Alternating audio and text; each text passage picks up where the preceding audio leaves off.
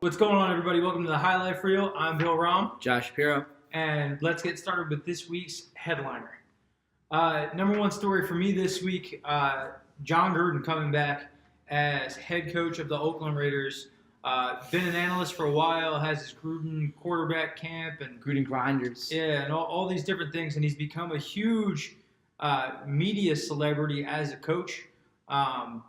Almost like John Madden was, as the guy running Monday Night Football and things like that. That's video games. And he gets 10 years, $100 million to return as a coach. What's your thought process with that? Highest paid coach history. Wow, yeah. I mean, I'm going to personally miss watching him on television. The Gruden Grinders, the way he would talk. I know a lot of the guys over on the network were getting all choked up, even talking about him leaving because he just brought that much value and that much fun to the network, watching him on TV. But I think that's a little bit much for him. I think that's a little bit like hype beast, kind of like paying for like a Yeezy shoe. Mm-hmm. You're paying for an overpriced Yeezy shoe when it's like all about the hype. And I'm not saying Gruden's not worth like being a high valued coach, but for someone who hasn't coached in a little bit to bring him back and be like, oh, here's 10 years, $100 million, highest paid coach in the NFL. That's like to me saying I'm going to go out and buy like a Yeezy shoe. You know what I'm saying? Like it's a good shoe, but it's not worth $450. I feel you, and I kind of understand. And I would say that if he was a coach, if he was Bill Cowher, so Bill Cowher's been doing TV now for a while, successful Steelers coach. If he was Bill Cowher, I would say that this was a little too much. The reality to me is, when Gruden was a coach, everybody loved him. Okay.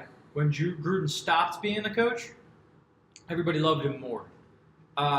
Because of his role and how he ran things at ESPN and what he wanted to do, every year he was out on football fields coaching quarterbacks and going through this actual quarterback camp and breaking down film and doing film review studies and mapping out offenses and doing all this stuff. And I think because he spent so much time doing that, I think he's uniquely suited to return to the sideline, and I think he also may have a tremendous amount of pull to free agents and fans. If we look at this as a fan-driven league, Oakland's moving to Nevada. They're moving to Las Vegas. And I think this is the last season that they're in Oakland, is the season coming up. So after this year, he's going to be in Las Vegas. What's the draw? Having a coach who you want to see, a team that could potentially be successful from a social media standpoint, I think this is a win. Yeah. My question is, and it's the one that I think you were just kind of talking to, what actual impact is this going to have as a coach on an NFL game? I think that Derek Carr is going to do very, very well. Mm-hmm. When Carr was coming out, and Gruden was extremely high on him and was saying that he thought he might be the best quarterback in that draft. Turns out Carr was pretty good. And he had a bad year this year under Jack Del Rio. I wonder if that offense, those things get turned around. This is a Super Bowl winning coach. This is a very difficult one to go.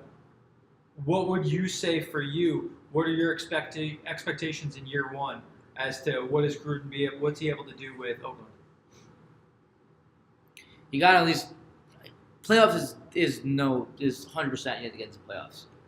Do you expect him to? Oh yeah. Okay. Yeah, I personally love the Raiders team.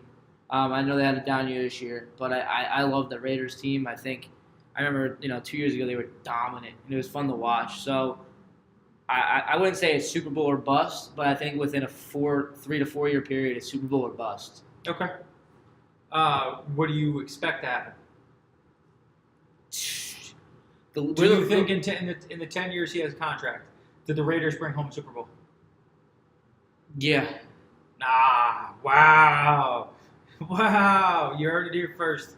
Bet on Oakland every year for 10 years. You're going to at least get one win. I think the NFL's at a stage of transition. I think within the next 5 years, you'll see guys like Tom Brady's and Drew Brees' and Aaron Rodgers start to decline, or if not be out of the league. Which I think Roethlisberger might be done. Roethlisberger too, yeah. After this season, if they win the Super Bowl, I think he might be done. If they win the Super Bowl, he's done. He's walking away. Yeah. So I think you'll see a little bit of a transition. I think I love Derek Carr as a quarterback. I've had him on my fantasy team. I think he's He was very underrated until he finally came on the scene 2 years ago, like for everybody. But I don't know how long it's gonna take, but I think it's Super Bowl or bust, and I think they got to do it. I think going into next season, the Oakland Raiders have the easiest path to the playoffs. I think the AFC West is weak. I don't see the Broncos improving tremendously because they have systemic quarterback issues and they have so much money laid into so many other spots. The players who are their best players have aged out a little bit. Kansas City, I think they're in transition. You can say that they were a good team this year. They're a big bust to me. They're a big bust. And they're going to have Patrick Mahomes is most likely going to end up being their starting quarterback next year. It's just that they're a huge bust to me because that's a team that's been in that playoff fringe for like years now. Yeah. And I thought you think they have a good team. Alex Smith looks really good, and then it's like they just in the playoffs. Is that the coach or is it the quarterback? Coach can never win in the playoffs. My son cannot win in the playoffs. Same thing with the Eagles. And he's had issues forever winning and getting it done in the playoffs.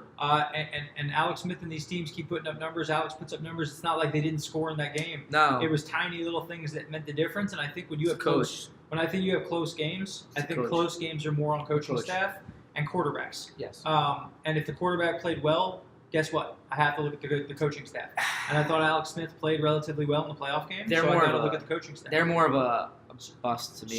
So with the Raiders having that situation, I would say that I would have the Raiders, depending on what happens with the Steelers, I think the Raiders are the number 1 seed next year in the AFC. So we both have strong opinions on it. Strong opinions. I just thought that you were going to be going the other direction. No, I like the Raiders team. I always have.